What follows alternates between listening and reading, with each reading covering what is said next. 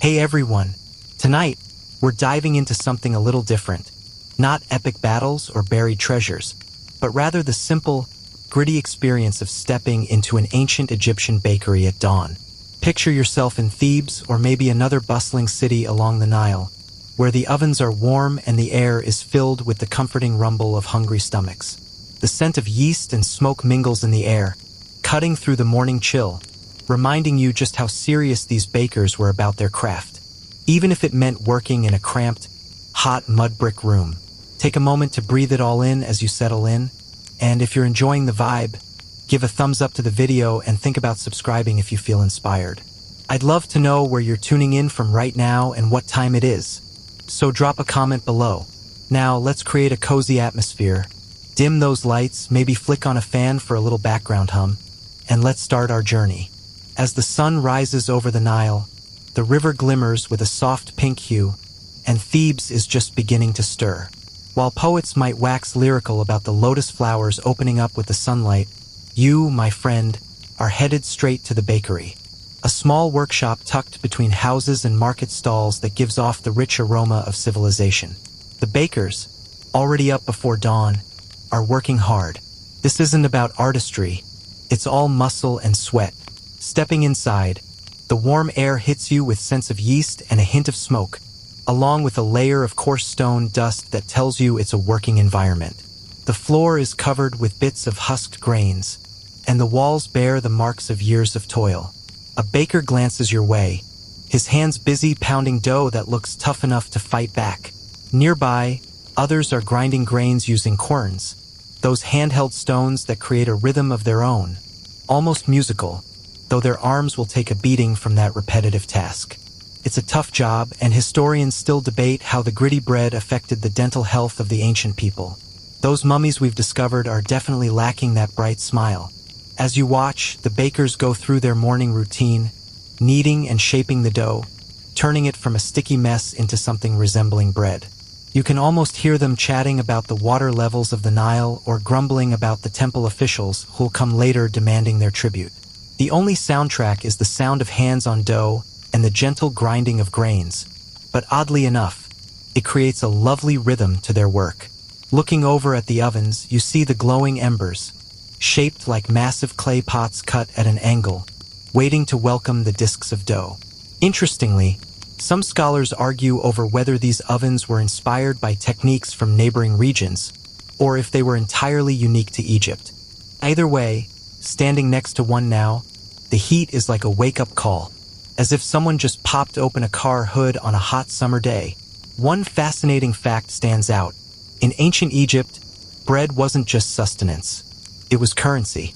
Workers were often paid with loaves of bread and jugs of beer, far more reliable than coins. So, this little bakery isn't just about baking. It's a crucial piece of the economy. Without bread, there'd be no pyramid building, no pharaohs, and no empire to speak of. You might say the tale of the Nile was baked at around 400 degrees Fahrenheit, or whatever temperature those clay ovens could manage. And get this, ancient recipes sometimes called for unusual additives. Archaeologists have found loaves that contained bits of sand or mud, perhaps accidental or maybe a way to stretch supplies. Imagine biting into your breakfast toast and getting a surprise crunch you weren't expecting. Your dentist, if they had one back then, would be thrilled. As you linger, the sky brightens outside, and you hear birds flapping by, as if nudging everyone to get on with their day. You find yourself brushing off a bit of flour from your tunic, realizing that this bustling bakery scene is just everyday life for them.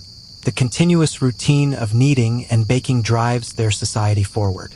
Without those dedicated bakers, the magnificent temples, the golden mask of Tutankhamun, and all those laborers would be left hungry and unwilling to lift a single stone.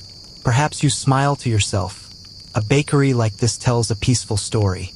There are no wars or plots here, just the simple act of shaping dough that will soon disappear into someone's meal.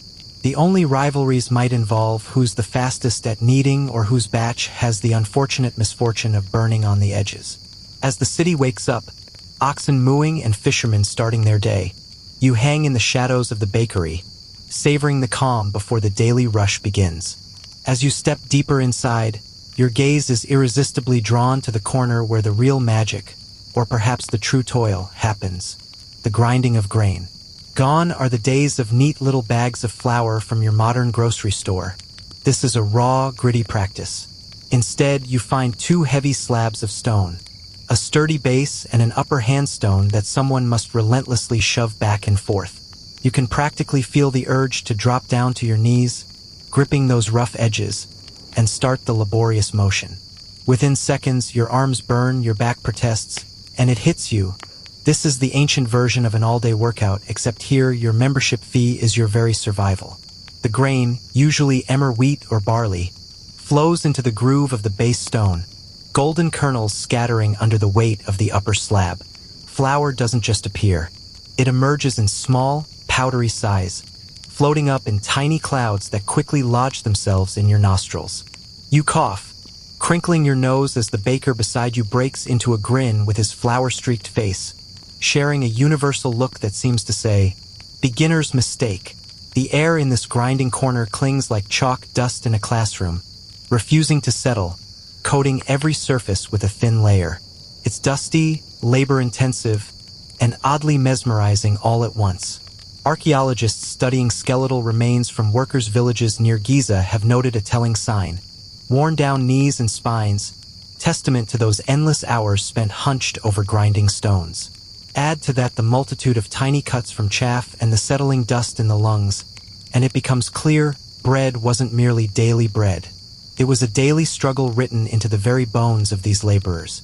Historians still debate whether enslaved workers, conscripted peasants, or salaried laborers dominated this grinding work. Regardless of which side you choose, one fact is clear: no one left the Quern stones with good posture. Here's a quirky little detail. Wealthier households sometimes hired specialist grind girls, often women, to handle grinding, similar to how we might outsource our laundry today. But instead of a laundry basket, you'd hand over baskets full of raw barley, hoping the resulting flour wouldn't be riddled with pebbles. For the average bakery, however, this backbreaking, dusty work became part of their daily routine. As you let your hands mimic the rhythm of stone rubbing against stone, the repetitive motion gradually takes on a strangely comforting quality. Push forward, pull back. Your kneecaps dig into straw mats, offering little comfort. You hear the soft hiss of grain transforming into powder, a sound both primal and meditative. Perhaps you even let your eyelids droop for a moment, lulled by the rhythm of that grinding, reminiscent of gentle waves breaking against the shore. But this brings us to a little twist in the tale. Not all loaves turned out the same. Grinding produced flour with varied textures, coarse bits, fine dust, and yes, the occasional shard of stone that chipped away mid-process. Ancient bread often contained grit, providing an unexpected crunch. Picture yourself tucking into a warm loaf, savoring the fresh crumbs, only to discover you've just consumed a bit of mortar. Egyptians were resilient, but you could imagine asking for a refund. The bakers developed a clever system. They would sift the flour using woven sieves, shaking away the larger husks, although some stone grit still managed to slip through. It might not have been a perfect technology, but for its time it was quite sophisticated. You find yourself shaking a woven basket, watching lighter chaff float away like dandelion fluff, and you realize it's not so different from your colander draining pasta, just a lot dustier. Here's a fun fact to linger in your mind. Agriculture along the Nile consistently produced surpluses, ensuring there was always grain to grind, even during tough years. Bread became the nutritional backbone, the carbs fueling builders as they hefted limestone and priests as they recited hymns. No grain meant no grinders. No grinders meant no bread. No bread meant famine. So every motion of the stone mattered far beyond the bakery walls. Naturally, the Egyptians added their own layer of ritual to the grind. Tomb art reveals depictions of grinders stretching, kneeling, and working the quern. Were these images a testament to their significance? A silent nod from the pharaoh saying, "See, bread production is under my vigilant watch"?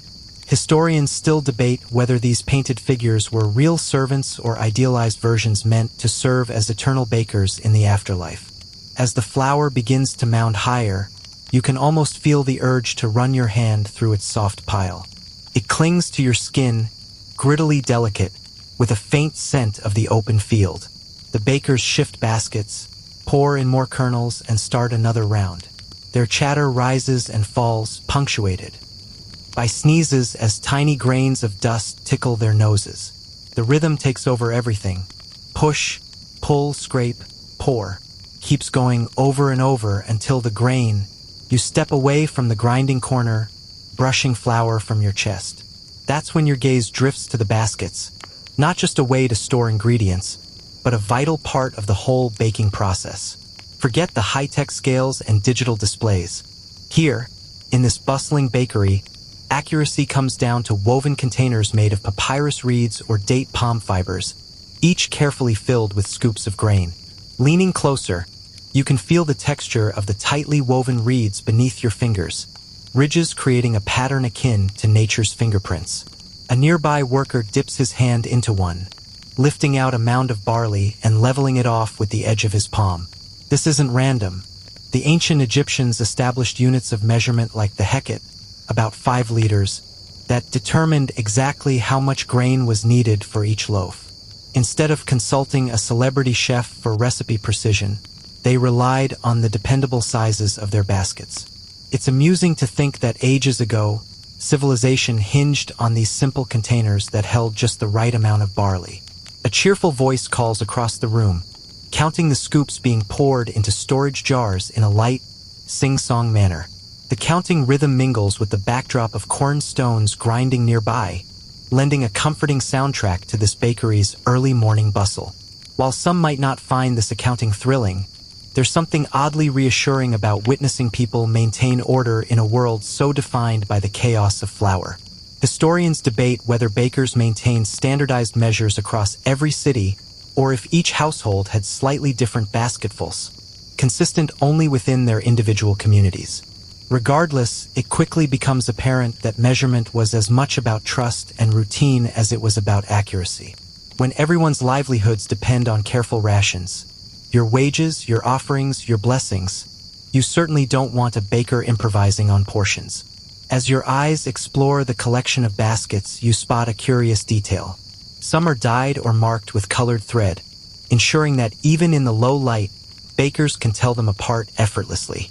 Picture the frantic scene of fumbling in the dim, pre-dawn light, grabbing the wrong one, only to realize later that you just paid temple priests with a ration that was meant for the everyday workers. Not exactly the kind of divine favor you'd want to tally up. You crouch down, picking one up, feeling the reeds shift slightly under your touch, a faint crackle whispering in response. The basket carries an earthy scent, reminiscent of dried leaves pressed together. Each basket has its lifespan, slowly wearing down, fraying, and ultimately being replaced by another carefully crafted piece. These unassuming containers thus embody not just grain but also the labor and artistry poured into creating them. Of course, it's not all solemnity. You can envision the kind of light-hearted teasing that must have flourished in this space. One baker might tease another, announcing with a grin, "That's not a proper basket. That's only 3/4. The other, in mock disbelief, might respond, claiming the gods would punish their loaves for being uneven. You can almost imagine children darting around the workshops between collecting firewood, peeking into the baskets, perhaps even accidentally tipping one over and showering flour everywhere. It would be chaos, no doubt, but chaos filled with laughter. The importance of these measurements goes far beyond simply preparing breakfast rolls. Decisions about grain allocations directly influenced how much bread the workers constructing pyramids could eat, or how priests could arrange towering loaves as offerings to the gods. A hecate here, another there, it was not just sustenance but a blend of payment and sacred ritual. Even households had to be careful, determining how much was reserved for themselves versus what was set aside for their animals or even leftover scraps for the bakery cats weaving around your legs. You watch as a baker tips one of the baskets into a tall jar, and even that container isn't without its own markings. Pottery researchers have named these hecate measuring jars because they bear engraved lines that indicate capacity. It's as if you're witnessing ancient spreadsheets come to life, crafted on baked clay instead of a digital format. Historians still debate whether these jars served as legal instruments of enforcement or merely rough kitchen calculations. Some suggest that temple authorities might have conducted surprise bread audits, ensuring bakers weren't skimping on their portions. Imagine an ancient inspector, pacing with a solemn nod, murmuring, "Your barley loaf seems a bit light this week," while holding an inked reed stylus. It's an amusing image that almost brings a smile. Ancient bureaucracy might have been just as tedious as today's DMV, but with a layer of dust. Yet not every baker adhered to the rules. Archaeological discoveries have uncovered loaves that were stamped or marked on top, certifying that they originated from official rations rather than homemade bits. This practice aimed to ensure fairness, preventing any crafty cousin from sneaking extra loaves by secretly tipping an additional basket when the overseer wasn't watching. As you run your fingers over one stamped loaf, you can still make out the faded but distinct pattern of small squares or lines pressed into the dough before it ever reached the oven. The baker next to you coughs lightly, flour filling the air, and explains, partially lost in your imagination, that each marking tells a story of structure and community, of a past where every loaf was more than a meal. It was a piece of history woven together by the hands of many. As you gaze at the baskets, your focus gradually shifts to the low benches where dough is beginning to take shape. The atmosphere here feels different, a bit heavier, humid, and sweetly inviting. A great clay trough is filled with water, and you watch as grains of flour swirl around like lazy snowflakes caught in a slow-motion storm. Leaning closer, you observe hands plunging deep into the mush, fingers clawing and folding as they transform sticky chaos into something resembling coherence. And then, without warning, you're beckoned to join in. You can't help but dip your fingers in, you'll instantly regret it. The dough clings stubbornly, like a toddler refusing to let go of your hand, weaving itself between your knuckles, sticky as honey, tenacious as tar. Yet there's something captivating about how the Egyptians mix their dough. It's not just one baker rolling things out like a celebrity chef. Instead, it's a symphony of hands, elbows, and occasionally feet, pressing and working the mixture into a pliable form. You roll up your sleeves in your mind, chuckling at your own squeamishness, and it quickly dawns on you. This dough isn't vanishing into sleek mixers or shiny bowls. No, this dough is alive, fermenting before your eyes, infused with a sour, yeasty fragrance that might make you wrinkle your nose initially, but soon feels strangely comforting. Long before sourdough became a trend among hipsters, Egyptians were already perfecting it. Wild yeast from their environment mixed in whenever flour met water, giving the bread a delightful tang. Historians debate whether the Egyptians understood that they were intentionally cultivating yeast, or if it was a happy accident made one sweltering afternoon when someone left their dough to its own devices, only to discover, hey, this tastes a lot better. Regardless, you find yourself wrist-deep in this ancient baking revelation. Then comes the intriguing twist. To enhance their dough's flavor, ancient Egyptians sometimes added not just honey or oil but also date syrup, a dark, molasses-like goodness that infused the bread with extra chew and sweetness. Picture yourself licking your flour-dusted hands, suddenly realizing you've stumbled upon the ancient precursor to a caramel glaze. It might not be your typical donut shop fare, but it's tantalizingly close. Bread here goes beyond simple nutrition. It invites creativity with experiments involving fruits and sweeteners. You take a moment to breathe in deeply. The scent is overwhelming, a blend of earthiness and sweetness, interlaced with the perspiration of bakers and the smudges of smoke wafting in from the ovens. It feels like being inside a massive, incessantly operating bread machine. One man slaps the dough against the wall of the clay trough with a satisfying splat, while another methodically folds it back, sharing a soft joke, maybe poking fun at someone else's lumpy batch. Laughter reverberates through the room, proving that humor thrives even amid the sticky chaos. As the dough clings to your skin, a reminder that bakers are not just muscles but part-time wrestlers, subduing a doughy monster eager to escape its confines. But with each twist and fold, the dough starts conforming, gathering elasticity strong enough to endure the heat it's about to face. In an interesting tidbit, ancient artists would occasionally depict scenes of dough kneading on tomb walls, as if mixing flour and water held the same revered status as chariots and lotus ponds. The message seems clear.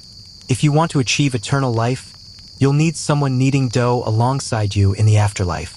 Forget eternal gold. The eternal sourdough starter seems far more practical. Historians still argue about the role of salt in daily bread. Some suggest it was too precious, reserved for offerings, while most ordinary loaves were a bit bland by our standards. As you imagine biting into your morning Egyptian loaf, think of a dense, slightly tangy bread that's perhaps a touch underseasoned. However, after witnessing the workers burning calories while kneading dough all morning, you realize your taste buds might adapt fairly quickly. Dough piles accumulate, each clump smoothed and set aside to rest on woven mats, covered with ragged cloth scraps to keep the flies at bay. The bakery hums with a quiet energy, a sense of momentum, the anticipation of a job almost completed but not quite baked. Children peek in, wide-eyed and giggling, likely hoping for a cheeky pinch of dough. Cats slink around, hoping to snag stray pieces. Meanwhile, distant temple bells ring faintly, syncing with the steady rhythm of hands kneading life into barley and emmer. You crouch lower to examine the trough, noticing deep grooves etched into its sides where years of stirring have worn away the clay. Each scrape here tells a story, not in hieroglyphs, but through the wear and tear of everyday tools. Humanity's narrative, embedded in this simple act of crafting bread. What you're witnessing isn't glamorous. You're sticky, sweaty, and slightly grossed out by dough creeping under your fingernails. Yet, amid all this, you feel a strange comfort. In the very act of mixing and pressing, beyond mere nutrition or trade, lies a sense of community. Everyone is plunging their hands into the same mass, shaping sustenance through rhythm and touch. And you, a visitor from a different age, feel a connection to something timeless and profound. The dough rests in neat, patient clumps, and you follow the bakers as they shuffle closer to the clay ovens, which resemble squat beehives, slightly tilted on their sides. Their circular mouths yawn into the warm glow within. Even from a distance, the heat radiates, teasing your skin like the inviting warmth from an oven door on a July afternoon. You hesitate, instinctively leaning back, the kind of heat that makes eyebrows reconsider their existence. But for these bakers, it's just another tool, as familiar as the waters of the Nile.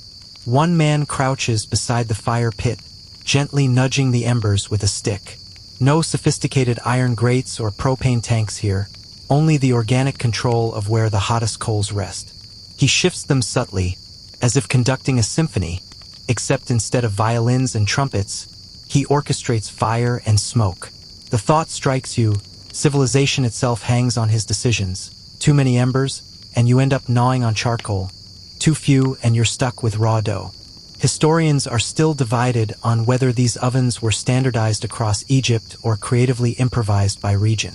Some ruins reveal tall, conical models, while others are squat and inviting. But regardless of which version this bakery employs, it's evident that bakers had mastered fire long before most of us learned how to reheat pizza without ruining the crust. Interestingly, records indicate that they sometimes plastered the oven walls with a thin layer of clay slurry to trap heat evenly. It almost resembles slathering lotion on dry skin, except this lotion takes on fire and transforms it into bread instead of softening elbows.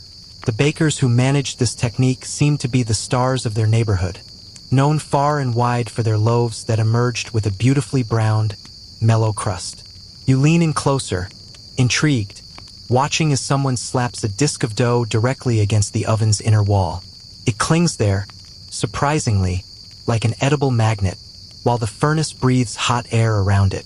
Others slide dough into clay molds, nestling them near the embers, allowing ash to curl like lazy snakes across their rims. No matter the method, the transformation is swift. Steam spirals upward, edges darken, and the enticing scent sharpens into something utterly cozy and alluring. Bread is coming to life. The smoke in the room has its own personality. It lingers, curls into your clothes, and catches in your throat. At first, you cough and wave a hand through the air, earning amused looks from the bakers. They're accustomed to it. Smoke is part of their daily perfume. You realize this soot mingles with the flour dust in their lungs, perhaps a reason why many ancient workers suffered respiratory woes. Yet the price seems worth it. Without this fire, nothing rises, and no one gets fed. Nearby, baskets filled with kindling sit ready, carefully gathered reeds and twigs from the Nile banks. Kids might have spent their mornings hauling bundles through the alleys, dragging behind them their contributions to the day's bread supply. A life lesson in logistics. Without kindling, there are no embers, no loaves, no satisfied workers. And you thought fetching sticks meant getting the short straw. The oven's heat loosens your muscles like a proto-sauna session. You imagine lying on the packed clay floor, stretching out and letting sleep pull you closer as the comforting roar of fire fills your ears. The truth is, these bakers probably craved shade more than a snooze. Sweat glistens on their foreheads. Their tunics cling damp against their backs, but their hands remain steady. Discs of dough in, loaves out, the rhythm continuing as if nothing exists beyond the glow and growl of the ovens. It's remarkable how quickly bread cooks this way. Just minutes after the dough hits the heat, the room fills with a familiar, inviting smell, a toasty, nutty aroma that makes you wish you could swipe a loaf for yourself. Ancient Egyptians must have found it just as tantalizing, though perhaps they trained themselves not to salivate openly. For them, this wasn't an indulgent luxury. It was sustenance, wages, survival all condensed into warm brown slices. Yet in the midst of this, you notice laughter. Someone pulls a loaf too soon, dough still pale and saggy, resembling an undercooked pancake. Another baker smirks, waving it around theatrically, calling it a cat's loaf. The room bursts into laughter, and you can't help but smile too. Humor weaves through hardship. Some things are timeless. You also observe that the ovens are alive in another sense. Cracks weave across their surfaces, scars from countless firings. Repairs patched with lighter clay stand out in contrast. These imperfections tell stories of years endured, heat survived, and bread birthed. Each oven serves as both a tool and a witness, a monument far more essential to daily life than any marble statue. Pharaohs might get the grand statues, but it's the bakers who command the fire. Was there a ceremony to this? Historians continue debating whether the ovens themselves held symbolic or sacred meaning. Some suggest their womb-like shape evokes notions of rebirth, feeding Egypt day after day. Others think the bakers were too worn out for poetic reflections. As you step away from the clay ovens, the air outside greets you with a cooler freshness, and it's as if the whole atmosphere transforms. The bakery's magic doesn't stop at its doorstep. Rather, it spills out into the street. The scent of freshly baked loaves, rich, warm, and ever so slightly sweet, fills the alleyways with a sense of pride, weaving its way around the mud brick houses and drifting upwards toward balconies draped with reed mats. You pause for a moment to inhale deeply, realizing how the centuries fold into one another whenever bread is made. Neighbors then, just like those today, found solace in that same familiar aroma. It's still early morning, and the Nile wind dances playfully through the streets. Yet, in the crowded city of Thebes, the smoke hangs in the air, clinging to the narrow lanes. Dogs trot by, intrigued by the scent, while cats, ever present in this lively scene, strut dramatically, as if the aroma of bread has issued them a personal invitation. Nearby, a donkey brays, perhaps a bit miffed that all this grain has turned into loaves rather than fodder. You can't help but chuckle at the scene. All around you, even the four-legged citizens seem to be food critics. The local markets are beginning to awaken. While it's not quite the busy hustle of midday yet, a few stall awnings flutter as merchants confidently display their goods. Ripe figs, soft linens, and glittering copper trinkets.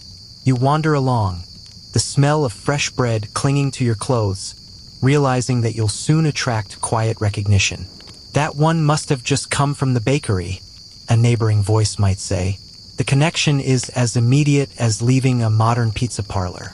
You carry a flag of fragrance that needs no words. In this community, life flourishes alongside bread. Workers sniff the air, knowing that the ovens are hot and the loaves are nearing completion.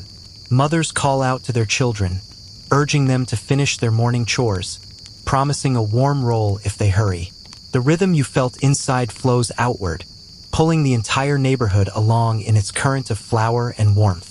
A fascinating historical tidbit: excavations at Deir el-Medina, the famous village of artisans near the Valley of Kings, have uncovered carbonized loaves that are practically burned to cinders but still recognizable.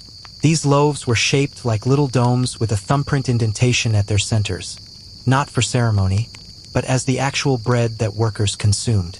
They bear witness to the scent that now fills these city lanes, grounded in both texture and shape. What's amusing is that not all loaves were created alike.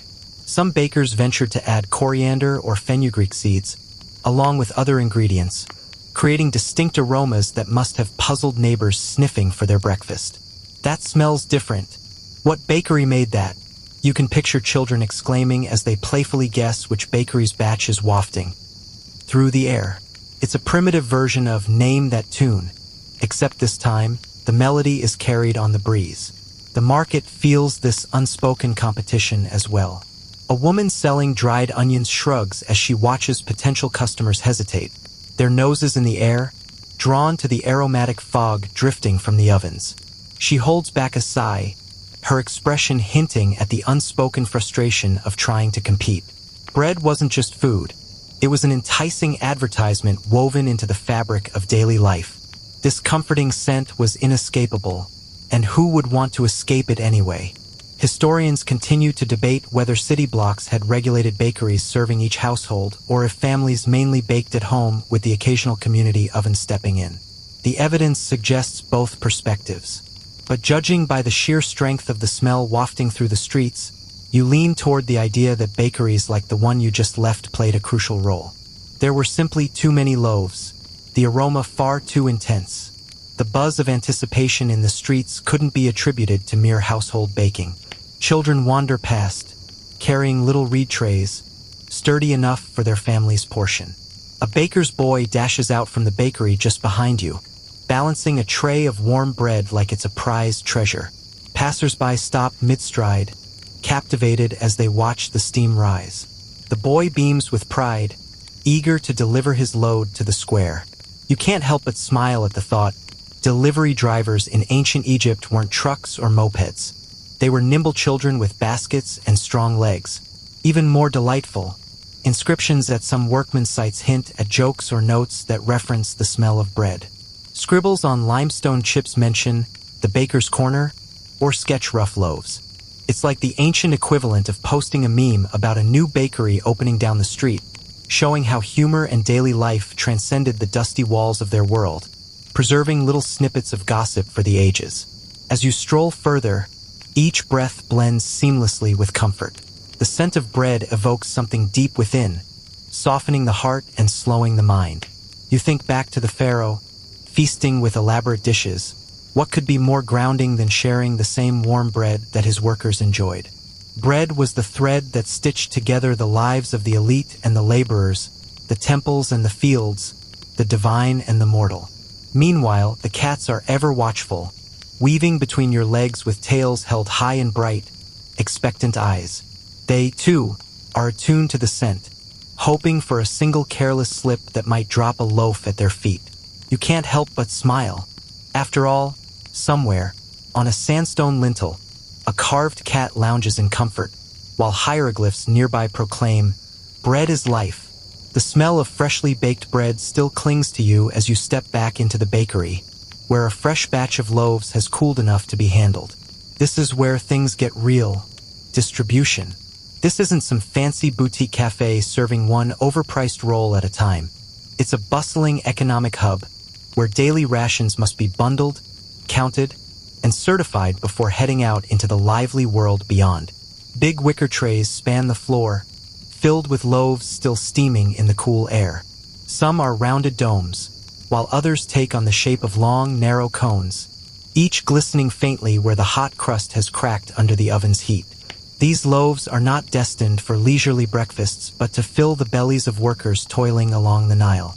In fact, the great building projects, the pyramid fields, the temple sites, and the endless carving of sandstone, are sustained by nothing fancier than these humble lumps of bread paired with beer. One fact stands out clearly. Historical records on papyrus tell us that pyramid builders weren't just slaves. They were conscripted laborers compensated with rations. These rations often consisted of two major staples: bread and beer. A pyramid may represent the pride of Pharaoh's architects, but the true foundation lay in the steady delivery of loaves to thousands of stone-hauling hands. Without that, construction would come to a hungry halt. Distributing bread is no casual affair. Each ration must be marked, accounted for, and sometimes even stamped with seals. You watch as a baker presses a small clay seal into the side of a still soft loaf. It leaves an impression, a sort of oval mark with faint hieroglyphs, maybe a scribe's abbreviation, essentially saying, "This loaf is official, it counts, don't question it."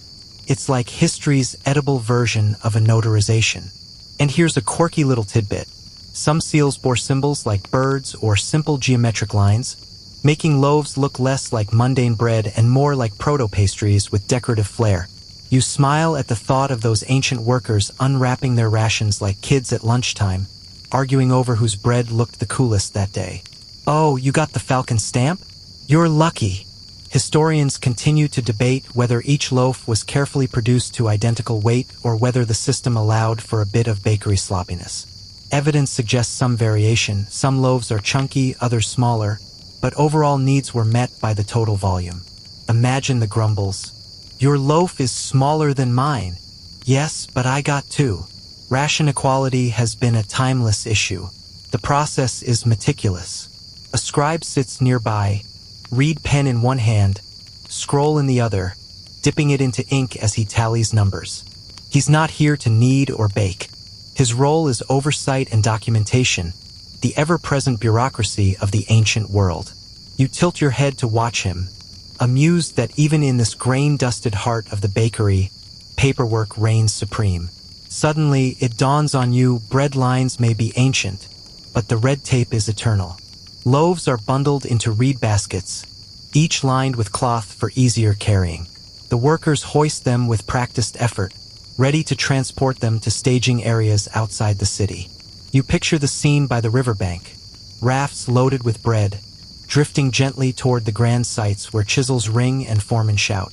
Somewhere amidst the dusty clamor of stone blocks and the shouts of overseers, someone takes a moment, tears into a loaf, and remembers that sustenance isn't grand. It's practical, chewy, and sometimes crunchy with stray grains of sand. A few loaves are set aside, smaller portions for household use in the neighborhood. Children carry these proudly, gripping them like treasures, fully aware that dinner is secured. Cats lurk expectantly, tails twitching, ready for a chance crumb. The simple act of handing over food creates ripples in the rhythm of the community. The bakery feels like a small shipping dock, baskets being prepared, scribes nodding in approval, bakers wiping flour from their brows as another batch enters the oven. You can't help but think how much this resembles a modern factory assembly line. Yet it's simpler, slower, and more tactile. Each loaf is touched, marked, and counted by human hands rather than machines.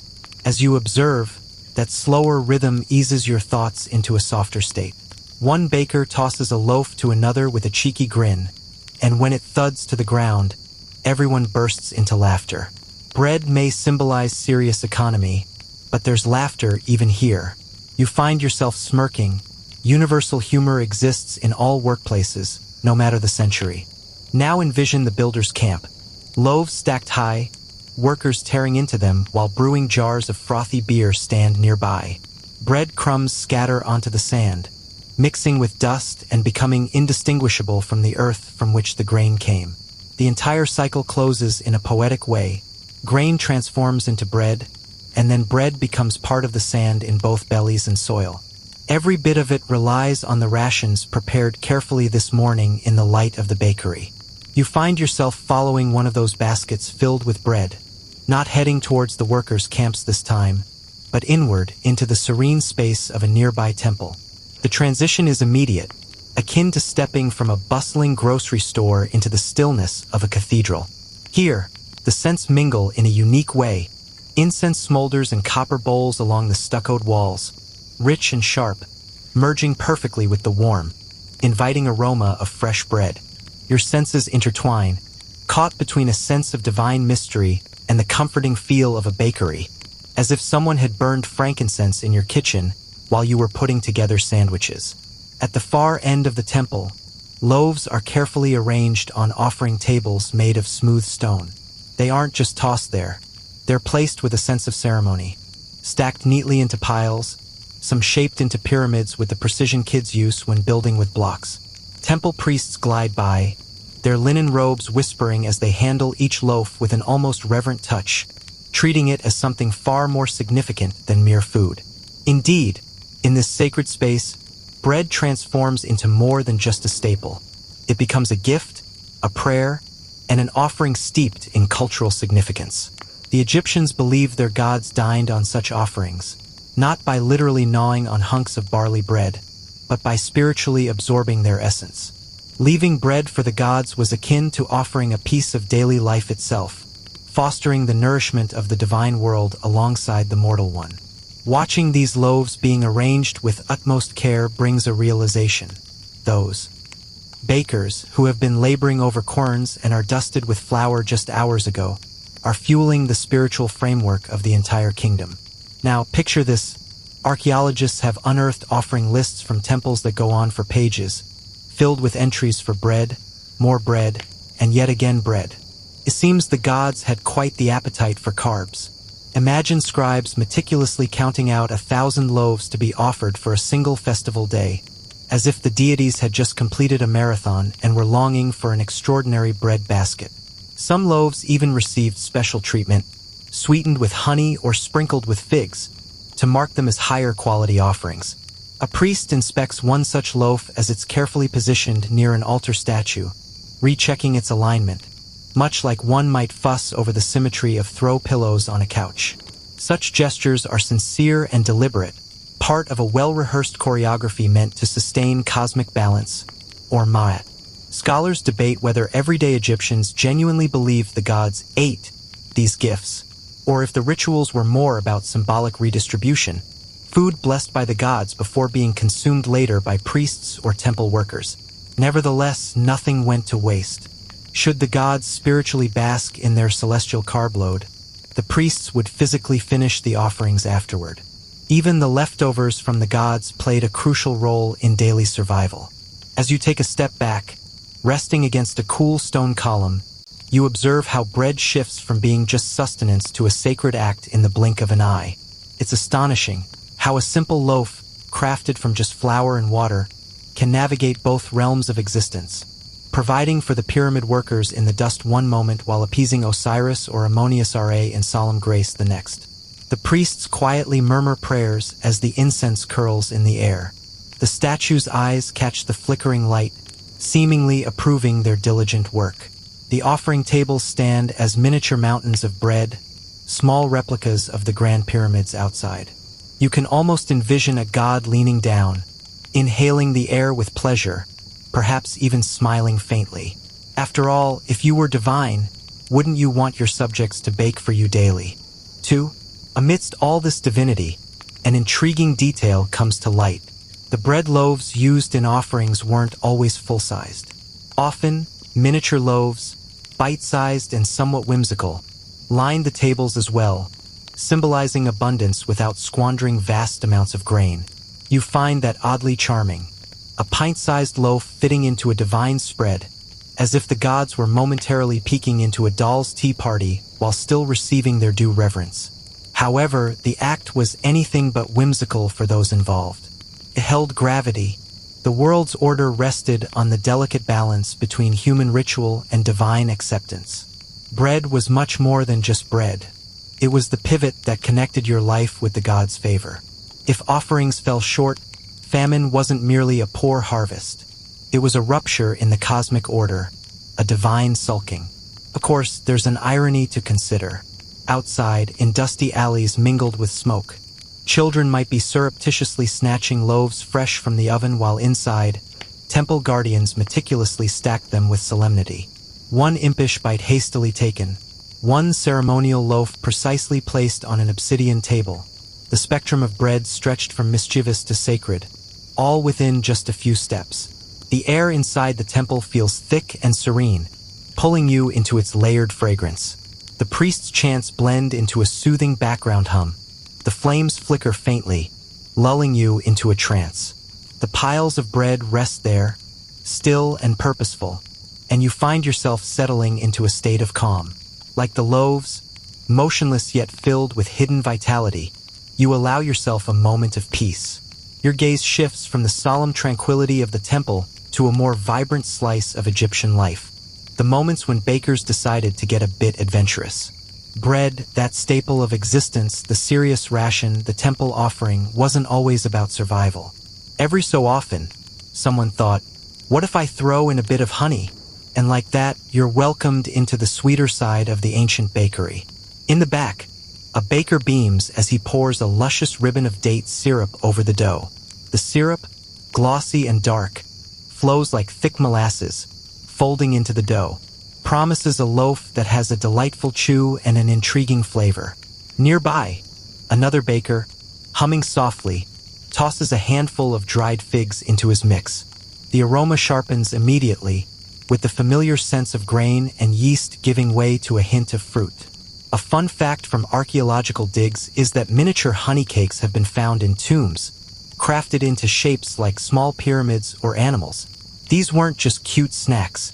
They represented abundance and joy intended for the afterlife.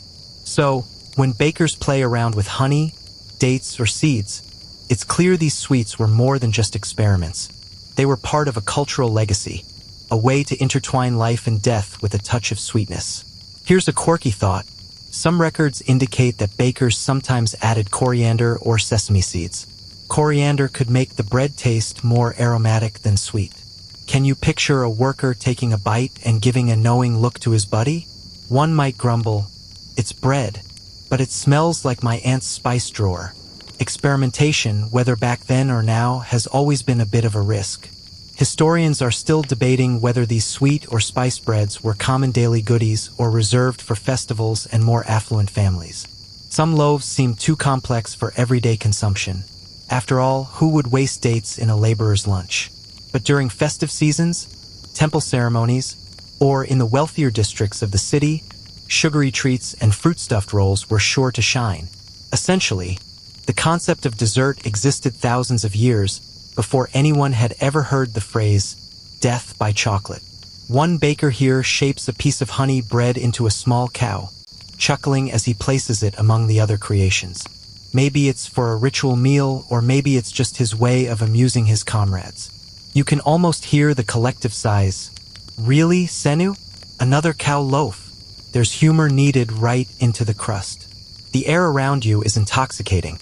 A medley of warm wheat, caramelized honey, roasted figs, and occasional spice.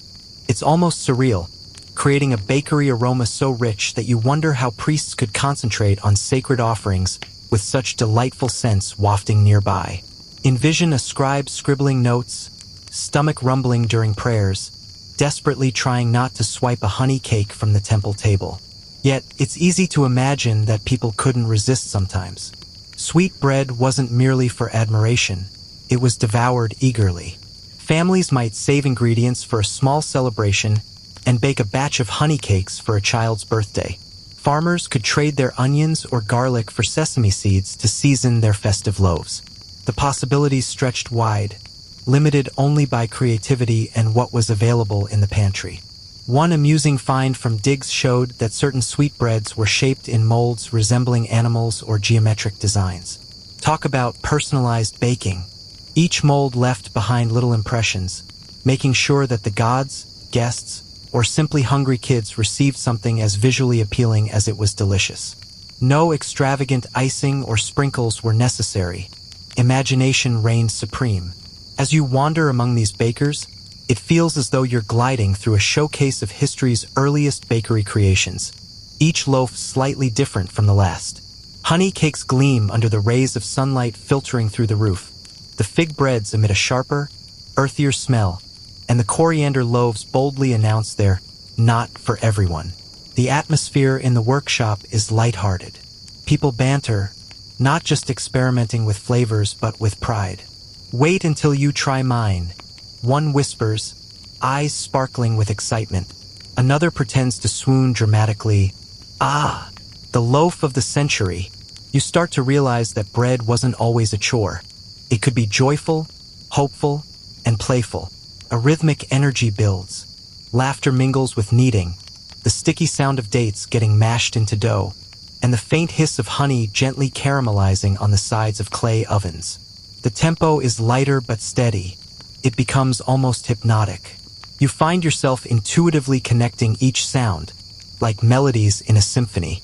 Soon enough, you imagine these loaves being shared, grandmothers savoring them at festivals, children with sticky hands, priests solemnly placing honey cakes next to carved statues. The boundary between play and prayer blurs as joy transforms into a sacred offering. You lean back, absorbing the warmth of sweet bread and the laughter surrounding you, feeling deeply connected to this vibrant slice of life from the past. The air carries a hint of sweetness as you move further into the day. Outside the bakery, where the streets narrow and sunlight harshly reflects off plaster walls, you notice another procession. Forming, the water carriers. Without their vital work, even the finest dough wouldn't survive the scorching Egyptian heat. Their arrival feels akin to backup singers joining the main act, perhaps less glamorous, but absolutely essential to the performance. They come into view, clay jars slung over wooden yokes, perfectly balanced on their shoulders. At first glance, their walk looks easy, but then you catch the glistening sweat on their necks and hear their sandals thudding against the dusty ground. Each jar is filled with cool, life-giving Nile water, often sealed with damp cloth plugs. As they place the jars by the bakery's troughs, a soft trickle escapes, tapping against the clay with gentle percussion. The Nile wasn't just a picturesque backdrop for ancient selfies. It literally shaped every aspect of life in Egypt, including baking.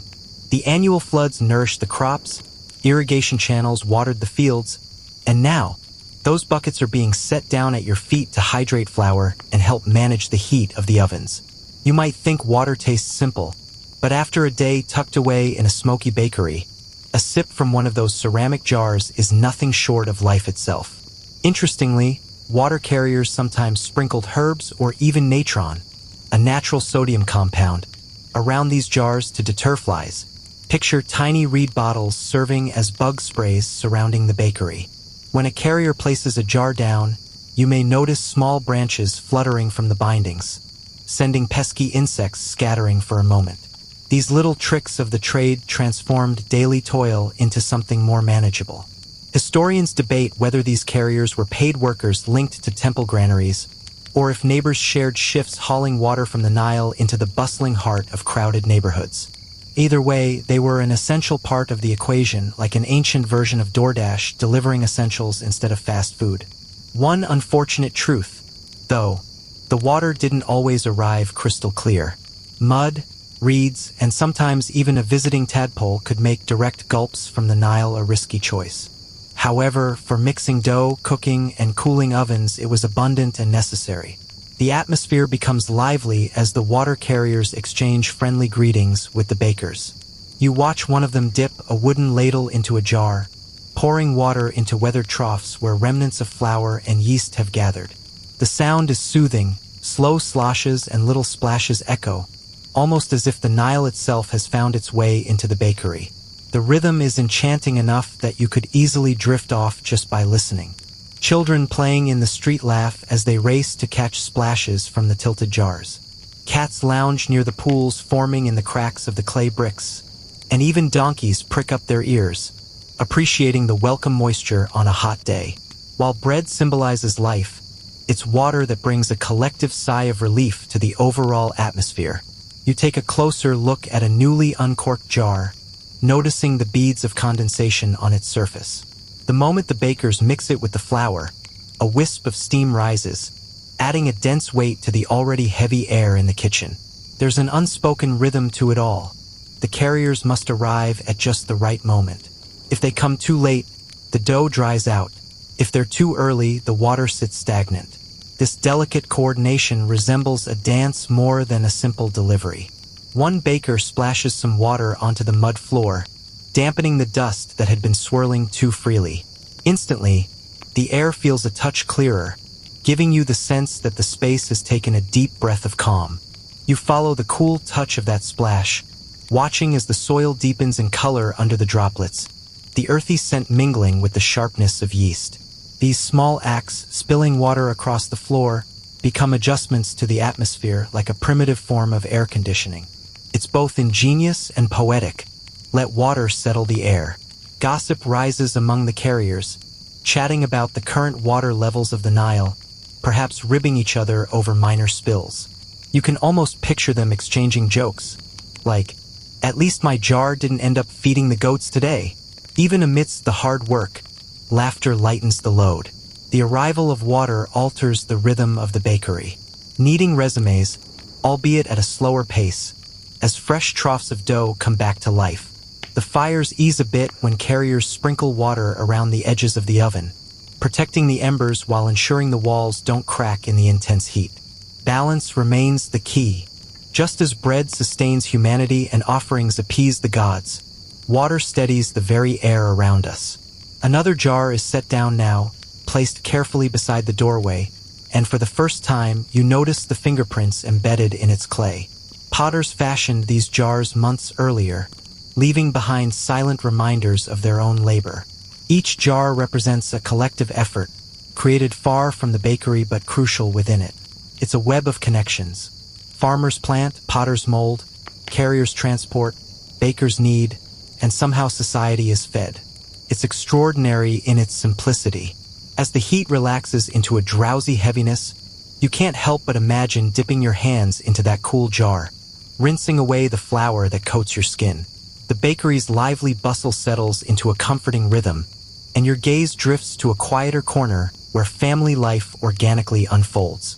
While bread has long been an economic pillar, it serves as a daily anchor for households, not merely a matter for priests and pyramids. You find yourself in a shaded courtyard attached to the bakery, where family routines blend seamlessly with the cycles of grain and dough. A child sits cross-legged in the dust, a small Quern stone clumsily balanced in his lap. He flaps his arms excitedly, mimicking the grinding motions he's seen his elders perform. The flour crumbs he produces float more than they settle, but the adults around him chuckle gently, offering playful encouragement. You can't help but smile too. It reminds you of a modern child taking their first serious attempt at stirring cookie dough. Here, the threads of practice and imitation weave younger generations into the enduring tapestry of survival. Interestingly, households, even the modest ones, often united in collective labor to help bakeries meet their demands. Historical texts reveal entire families engaged in the relay of flour, bread, beer, and garden vegetables. So, that little one grinding beside you isn't simply playing. He's participating in his first shift in the timeless dance of sustenance.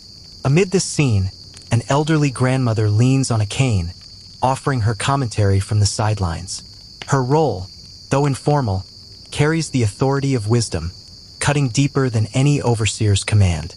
With a knotted finger, she indicates the child, adjusting his awkward posture, then whispers instructions to a teenager kneading dough nearby. While she may no longer touch the dough herself, heaven help anyone who ignores her guidance. Imagine a mix of your own grandmother and a cooking icon, providing a blend of warmth and fear. She's encouraging, yet you know she won't hesitate to correct you if needed. Historians still debate whether women were the primary bakers while men took on more communal roles, or if the lines were more blurred. Art from ancient tombs depicts both scenarios, showing women kneading alongside men, yet some texts hint at gendered work divisions. Scholars continue to discuss whether labor was split or simply shared based on necessity. Regardless of the theoretical frameworks, in practice, what unfolds here is the collective effort of everyone, elders, daughters, sons, fathers, drawn into the orbit of bread. The scene isn't solely populated by people. A lean cat slinks under the bench, tail flicking in anticipation, eyes glinting with opportunistic delight. It waits for its moment, pouncing when a toddler carelessly leaves a ball of dough too close to the edge. The sudden shriek of surprise from the child pierces the air, the cat victorious, and laughter erupts from everyone present. You find yourself smiling, pondering whether this cat is the distant ancestor of the smug tabby lounging in the window of your neighborhood bakery. Nearby, someone methodically hammers flour from reed sieves, vibrations releasing fine powder while larger husks scatter aside for animal feed. Goats outside bleat in approval, relishing the scratchy leftovers. You realize there's no waste in this rhythm. Humans savor the bread, animals munch on the scraps, elders guide the process, children giggle through their tasks, and even temple gods receive rich offerings. It's a closed loop of flour, dust, and laughter. The family atmosphere imbues the bakery with a sense of comfort akin to a home kitchen. A flat surface doubles as both a workspace for kneading dough and a play area for children, complete with toys fashioned from wood. A jar of water sits nearby, not just for the kneading hands, but also for someone's thirsty grandmother. Here, bread isn't a mechanical process. It's woven into the fabric of daily life. A father figure, his hair neatly tied back, scoops warm baked loaves into a reed basket before signaling his oldest daughter to carry it to the neighbor's house in trade. In this exchange, the loaves evolve from mere dough lumps into contributions of onions, beer, or fish for tomorrow's stew. Families don't just bake, they circulate the very essence of life. Each loaf leaving the bakery weaves its way through stories, gossip, debts, jokes, and acts of kindness. The atmosphere envelopes you, becoming softer and more welcoming. Chatter flows freely, laughter springs forth even from little mishaps, and the scent of freshly baked bread clings to clothing, lingering so thoroughly that even bedtime pillows carry the faint aroma of barley. Picture settling into your cozy bed after a long day, drifting into sleep with the comforting scent of bread still woven into your hair. You smile now, remembering that your modern sense of home, kitchen warmth, the smell of fresh linens, has its roots in this timeless scene. As you stand in this courtyard, lulled by the small details around you, a child stomping flour into powder clouds, a grandmother humming tunelessly, a baker licking honey from his finger before being chided, you realize the family rhythm is slower and gentler than the bustling bakery inside. It doesn't demand your attention. Instead, it invites you to lean back, to sigh, to rest. So you lean against the mud brick wall, tracing the rough ridges with your fingers, allowing your lungs to fill with the sweet, smoky aroma just one more time. The cat circles back, claiming your shadow. Laughter rolls through the courtyard while the gentle Nile wind rustles softly through the leaves. The day drifts toward its middle, and your senses lead you through the bustling market square. Not the serene quiet of a temple nor the comforting chaos of a family courtyard, but a vibrant, noisy, sun-kissed scene where bread transforms into barter. You follow closely behind a baker's apprentice, who carries baskets wrapped in linen. The scent wafts through the alleys like a familiar tune, guiding you ahead. As you approach the plaza, it opens up. Wooden stalls piled high with onions, clay jugs sparkling with oil, woven bags filled to the brim with garlic, figs, and dried fish. And there, the bread is set down, ready to engage, not with deities, but with neighbors. The crowd swarms in.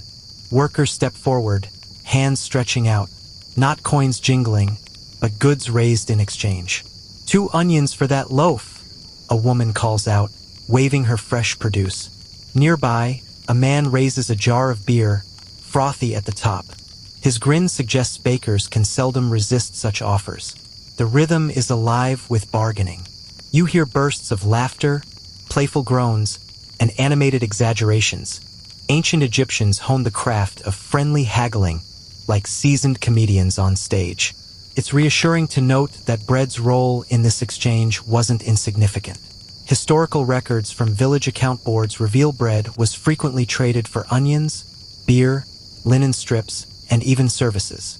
Its universal appeal made it more dependable than the fluctuating values of copper or gold. Bread is the currency of the common person. You can't eat metal, but you can soak bread in a delicious stew. A particular scene catches your eye. A merchant showcases a fine string of dried fish, glinting and silvery. The baker inspects it closely, tilting his head to catch its scent. "Fair swap," he mutters, a playful smirk on his face, indicating he knows he's getting the better deal. Trading warm bread for salted toughness certainly skews the value, but who can resist a freshly baked loaf? These exchanges vibrate with a blend of humor and practicality. Historians still debate whether markets like this reflect the predominant mode of daily exchange or if centralized ration distribution overshadowed them. Did most families truly thrive on neighborly swaps, or were state rations inescapable? The situation is complex, but as you observe this lively scene, you lean toward believing that barter was as spirited as a good gossip session. Markets throbbed with energy, resilient against the weight of Pharaoh's bureaucracy, allowing trade between two people over a loaf to flourish freely. Look around you. A little boy dashes up, holding a small basket of dates, his cheeks rosy from the sun. He eagerly hands it over to the baker, and in return, his family receives 3 loaves. His mother balances them lovingly, immediately tearing into a crust and sighing in contentment. To them, this is wealth more treasured than gold. Just a loaf resting in weary palms signifies relief, hope, and the security of tomorrow's meal. Nearby, 2 men engage in a light-hearted debate about whether 1 loaf equals a full jug of beer or if that jug could stretch across 2 loaves. Their voices rise in jest, laughter spilling over mock insults. A donkey walks by, unfazed, swatting at flies with its tail, as if judging the fairness of it all. You can't help but smile. Amidst the lively chaos, humor reigns. It smooths the bargaining process far better than any coins ever could. Baskets move swiftly through the throng. It becomes evident that bread connects everyone here. A well-dressed scribe strides past, eyeing the stalls, arranging to trade for fig loaves to take home. A rough-handed fisherman, his skin salty from the Nile, negotiates for barley rolls to enjoy during his lunch at the boatside. In this moment, bread levels the playing field. While their deals carry different stakes, the essence remains the same: food to be shared and savored over a tale. Something else you notice is a sculpted butter lamp, oddly shaped like a loaf, being sold at a stall nearby. Someone quips that it's bread for your bread, a practical yet comical gimmick. This little detail reminds you that ancient marketing might not have been formal, but it certainly existed. A clever quip at a stall could make one merchant's goods more appealing than someone else's. As you lean back into the warm air, you begin to pick up on steady rhythms. Laughter, chatter, and the crumbling sound of bread being torn, exaggerated to finalize a deal. You can feel the pulse of the crowd, the soft thumps of sandals on the earth, and suddenly you realize how rhythmic it all is, how mesmerizing these gestures of trading become when you allow yourself to be enveloped by them. Historians argue whether merchants manipulated scales or baskets in this marketplace. Were there rampant rumors of cheating? Perhaps, but not today. With eyes half closed, you witness friendly gestures overcoming any hint of suspicion. Each loaf seems to spread joy, somehow transforming distrust into warmth. Who can doubt someone handing you something fresh from the oven? The plaza expands like a living creature, growing louder yet curiously soothing as you let its sounds wash over you. Vendors holler in high-pitched voices, laughter trickles into every corner, and curious cats weave expertly between sandals, hoping for a stray fish head or a crumb of bread. Meanwhile, the bread baskets grow lighter. Friendships solidified by exchange ensure that neighbors can continue to thrive for another day. And you find yourself at the edge of it all, nearly entranced by this sensory tapestry. The heat, the scents, the lively banter, all surprisingly gentle, pulling you in, making you a part of this vivid communal experience. The vibrant sounds of the market fade into the background, replaced by the lively music of drums and the cheerful shouts of dancers. The city is buzzing with excitement as it gears up for a festival, and suddenly, bread transforms from mere sustenance into a symbol of abundance, joy, and communal feasting.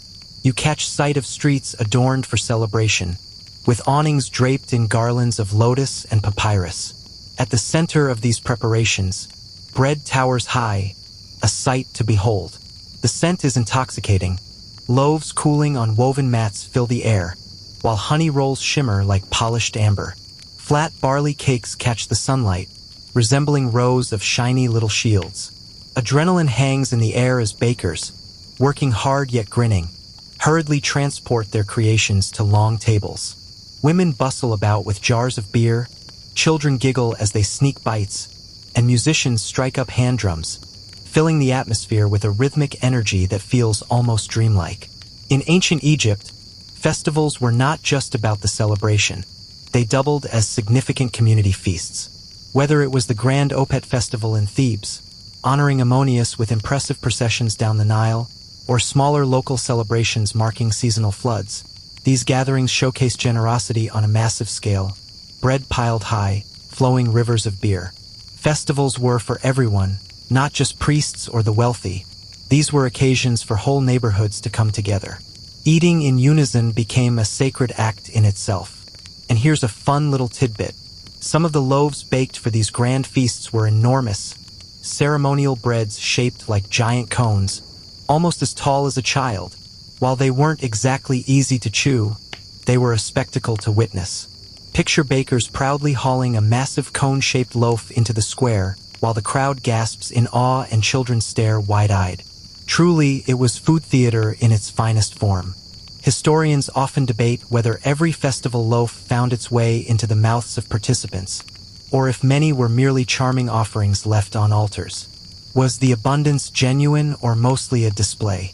Some scholars argue that ordinary Egyptians indulged in piles of bread and beer, filling their bellies like an ancient all-you-can-eat buffet, while others suspect that the priests took much of it away after the prayers. The reality, as usual, likely lies somewhere between a carb-laden free-for-all and an organized act of sharing. You imagine yourself weaving through the festive crowds. The air pulsates with the beat of drums, and you spy a baker leaning against his stacked baskets, a proud grin on his face, the flour on his arms glimmering in the torchlight. Loaves disappear quickly into people's hands, their chewing blending seamlessly with laughter, chants, and the metallic clinking of sistrums, musical instruments shaken like oversized tambourines. It feels as if the entire evening is alive, infused with the essence of bread, its aroma, and the rapture of music that seems to have its rhythm. Children squeal with delight as they chase each other, half-eaten rolls in hand, crumbs fluttering through the air like confetti. Young couples slip into shadowy alleys, sharing a honey loaf as if it were a sweet secret. Elders sit comfortably on mats, breaking open large flatbreads and soaking them in communal bowls of stew. Here, bread is no longer just a staple. It's a vehicle for creating memories, woven into the laughter and sense of the festive night. You spot a group of dancers twirling in linen skirts, effortlessly balancing trays stacked high with bread loaves on their heads for the audience's entertainment. Cheers erupt with each spin, the crowd claps in rhythm, and crumbs rain down like blessings. Who knew a simple loaf could become a showpiece? Suddenly, something so everyday has taken on an air of festivity. Yet, as the dancing reaches its zenith, you observe the other side. Weary bakers sitting against the walls, their faces illuminated by the warm firelight, content to watch others indulge in the fruits of their labor. Bread once connected individuals to the divine, to trade, to sustenance, but tonight, it forges connections simply through shared joy. As you find a spot beside them, the world narrows. You listen to the harmonious blend of chewing, drumming, and laughter, creating a soothing lullaby. Historians endlessly ponder whether celebrations like these served to distract Egyptians from their obligations to the pharaoh and temples, or if they reinforced loyalty by nourishing the masses. Endless débat ton intention file countless pages. But amid the music and scattered crumbs, such thoughts fade away, leaving only the palpable joy intertwined with bread. The flickering torchlight casts shadows, bread crusts crackle in delight, and the festival flows into the night until bellies are full, voices grow hoarse, and a gentle breeze from the Nile cools overheated bodies. You can feel it in your bones. Bread has carried you from mere sustenance to something grander, from simple rations to an overflowing carnival of abundance. It embodies life itself in every note. So you lean back against the wall, feeling the warmth of the fire on your shoulders. The smoke from the torches swirls like incense around you, and bits of bread scatter on the ground beneath. The music echoes softly, and your thoughts drift lazily, almost as if bread itself is whispering to you, abundance, rhythm, rest. With the lively sounds still echoing in the streets, your eyelids begin to grow heavier, carried away by the night's revelry. The flickering torches of the festival still dance faintly in your mind as you walk away, guided into another scene, one where bread takes on a deeper significance, a solemn truth. Here, loaves shadow the Egyptians not just through life but into eternity. In burial chambers and humble graves alike, bread carries an age-old truth.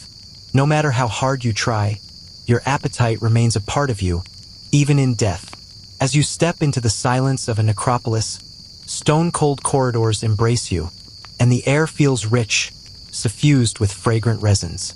On carved offering tables lie loaves, hardened by the passage of time, remarkably well-preserved specimens unearthed by archaeologists, their charcoal-black shapes still recognizable after thousands of years. You can almost picture the funerary gatherings, ages ago, when families would carry baskets filled with bread, treating them as sacred offerings and stacking them with care in tombs. A small flame flickered, prayers floated into the still air, and bread shifted from simple nourishment to a symbol of eternal sustenance.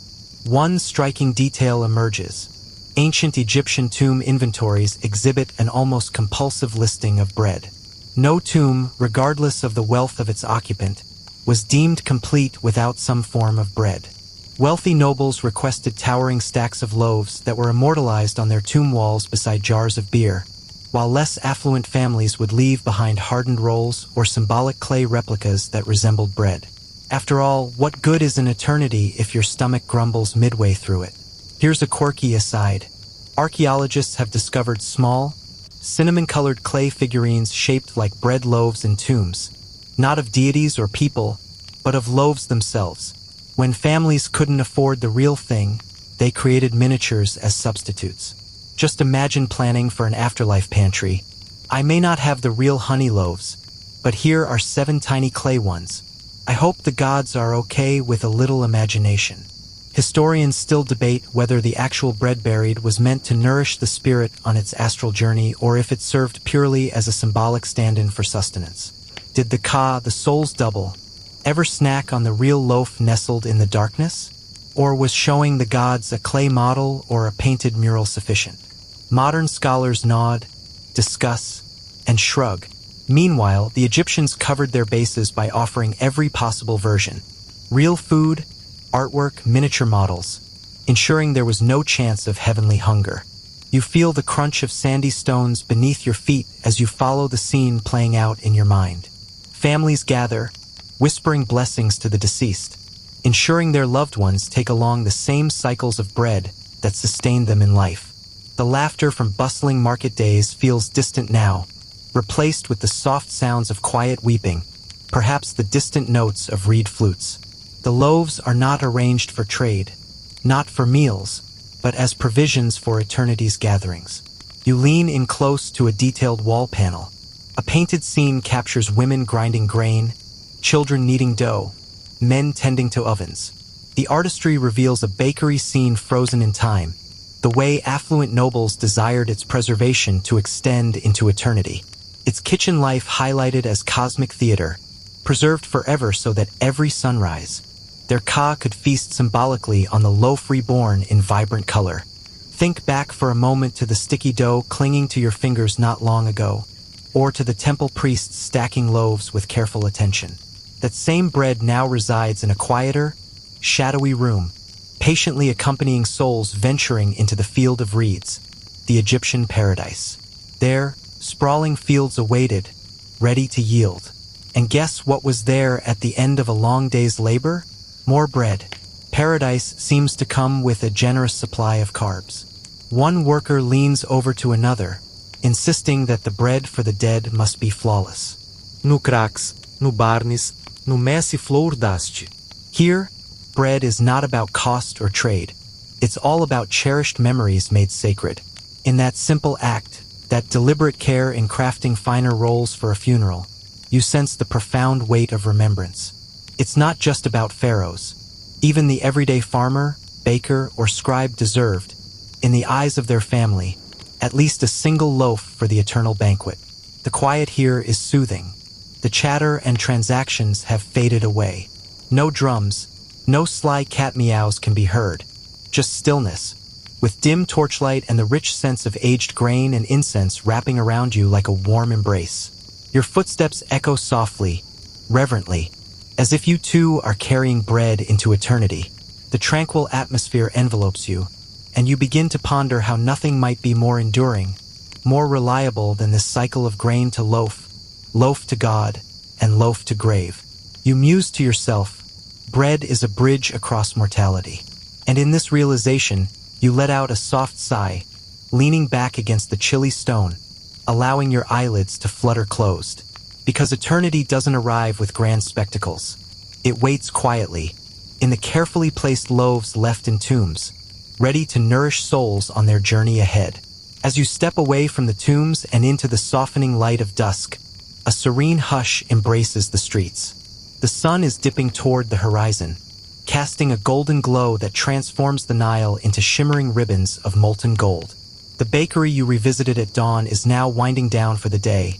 The lively clatter of grinding stones has faded, the ovens hum at a lower pitch, and the once vibrant scent of freshly baked bread has quieted, giving way to the softer aroma of soot mixed with lingering flour dust. Evening settles in, bringing with it the familiar ritual of tidying up a space that has nourished an entire community.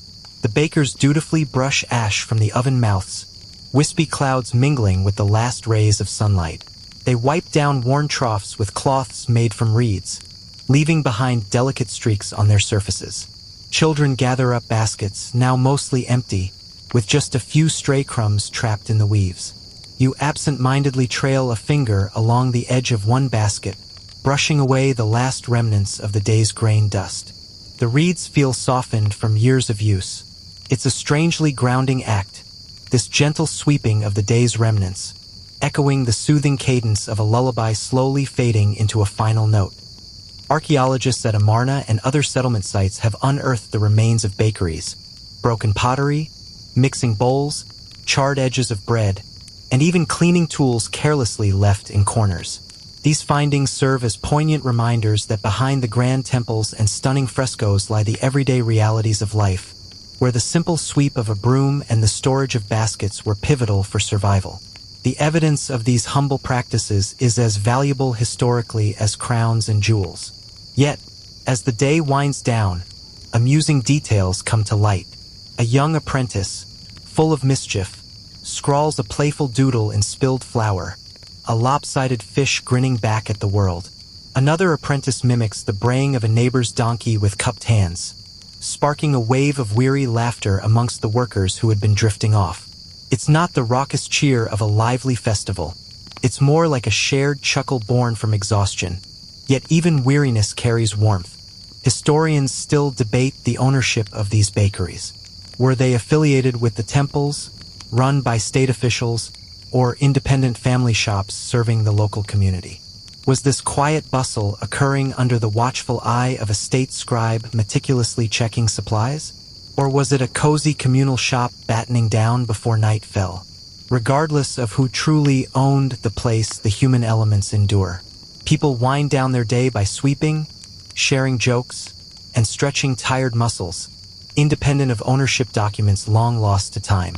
Apprentices gather leftover loaves, tucking them into sealed jars or covering them with cloth to preserve their freshness for the morning rush. A father leans casually in the doorway, eyes scanning the alley to see children kicking up dust and giggling before being called in for the night. A mother scoops up a little one with sticky dough smudged on their cheek, shaking her head with a fond smile. Nearby, a scruffy cat curls up on the bakery steps, triumphant with a recently acquired morsel in its mouth. Even the animals find their rhythm in this clockwork pattern of the day. As you settle back, the atmosphere shifts. The lively sounds fade, replaced by the croaking of frogs from hidden canals and the gentle chirping of insects tuning up for the night. Torches are lit, their warm flickers casting delicate halos around the clay ovens, turning their cracked surfaces a soft, glowing red, much softer now, inviting, like the glow of a fireplace in a peaceful home. You allow your thoughts to slow alongside the workers, Hands that had once worked tirelessly in the dough now hang loosely, relaxed. Feet that shuffled between bins of flour and ovens now stretch luxuriously in the calm earth. Hours of repetitive labor yield to the smaller breaths of evening. You find yourself imagining lying on a nearby cot, the comforting scent of baked bread woven into your hair, drifting off easily because the rhythms of the day have concluded, just as anticipated. Everyone knows what tomorrow will bring. The same rising, grinding, mixing, baking, and delivering. Perhaps that's what makes it so comforting. It's a rhythm, a cycle as steady as the Nile itself. No suspense, no unexpected twists to unravel. Just the world spinning gently, where the act of baking transforms into a perpetual journey. You, too, are drawn into that rhythm now, your shoulders feeling pleasantly heavy, your breathing slowing to match the tranquil pace of the workers gathering their baskets, folding cloths, and yawning lazily. You feel a sense of restfulness because they are resting. You feel a strange fullness, despite not having eaten, simply because they radiate contentment, surrounded by the loaves cooling gently in their care. As night blankets the scene, the clay ovens finally dim, their glow subsiding like weary stars yielding to darkness. Reed baskets are stacked neatly, tools are set aside in corners, and families drift home. The lively chatter that filled the alley has softened into a serene silence.